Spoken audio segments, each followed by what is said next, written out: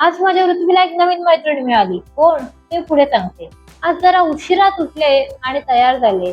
नाश्ता बनवून घेतला आणि मग काय या मॅडमच्या फरमाईशी चालू झाल्या. त्यांनी जाऊन मच्छी आणली.